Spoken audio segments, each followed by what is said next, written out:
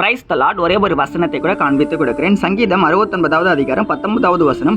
தேவரீர் என் நிந்தையும் என் வெட்கத்தையும் என் அவமானத்தையும் அறிந்திருக்கிறேன். என் சத்துருக்கள் எல்லாரும் உமக்கு முன்பாக இருக்கிறார்கள். இன்னைக்கு ஆண்டவர் நம்மளை பார்த்து சொல்றாரு, மகனே மகளே, உன் பிரச்சனையை நான் பார்க்குறேன், அதை நான் மாற்ற போறேன்னு சொல்றாரு.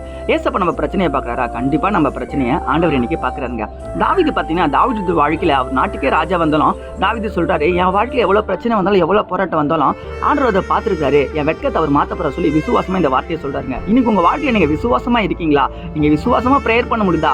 எந்த பிரச்சனை வந்தாலும், எந்த போராட்டம் வந்தாலும், எந்த வியாதி வந்தாலும் ஆண்டவர் பார்த்துப்பாரு.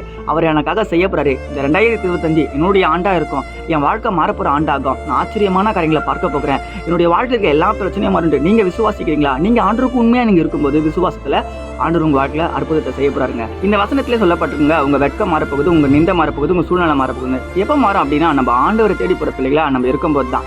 ஏசப்பா நீங்க தேடி போறீங்களா? நிச்சயமா உங்க வாழ்க்கையில இருக்க எல்லாத்தையும் ஆண்டவர் மாத்த வல்லவரா இருக்காரு, நல்லவரா இருக்காரு. இன்னைக்கே மாத்த போறாருங்க. பவுல் அழகா சொல்றாரு, வேதத்தை அறிகிறவர்கள் வெட்கமடைதல்ன்ட்டு. நீங்க ஆண்டவருடைய வசனத்தை கீழ்ப்படிந்து உங்க வாழ்க்கையை வாழும்போது நீங்க எந்த இடத்துல வெட்கப்பட்டு போக மாட்டீங்கன்னு நான் விசுவாசிக்கிறேன். நீங்க விசுவாசிக்கிறீங்கன்னா ஆமென் போட்டுக்கோங்க. இதே போல வசனங்களுக்கு ஃபாலோ பண்ணிக்கோங்க. God bless you. ஆமென்.